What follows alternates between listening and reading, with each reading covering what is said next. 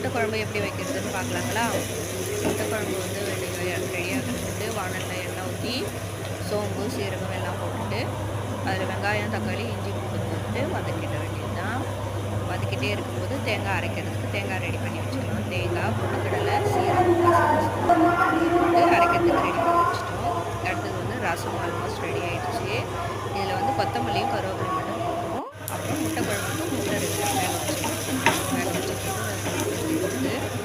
அடுத்தது முட்டை குழம்பு வைக்கிறதுக்கு அது வதக்கினதுக்கப்புறம் கார மிளகாத்தூள் மஞ்சள் பொடி தனியாத்தூள் குழம்பு மிளகாய் பொடி இதெல்லாம் போட்டு வதக்கிட்டு குழம்புக்கு தேவையான தண்ணி ஊற்றிக்க வேண்டியது.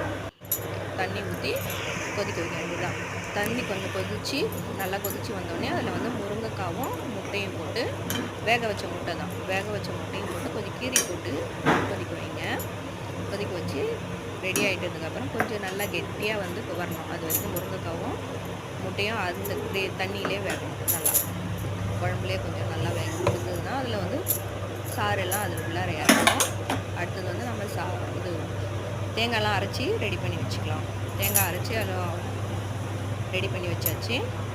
அடுத்தது வந்து சாதம் வைக்கிறதுக்கு சாதமும் ரெடி பண்ணி வச்சாச்சு. சாதம் வைக்கிறது குக்கரில் வந்து ரைஸ் வச்சு தேவையான தண்ணி ஊற்றி ரெடி பண்ணி வச்சாச்சு.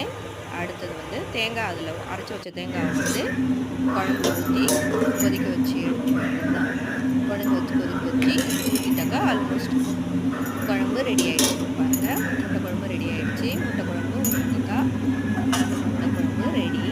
அடுத்தது வந்து சாதமும் ரெடி ஆகிடுச்சு. ரசமும் கருவேப்பிலையும் கொத்தமல்லியும் போட்டு ரெடி பண்ணி வச்சாச்சு.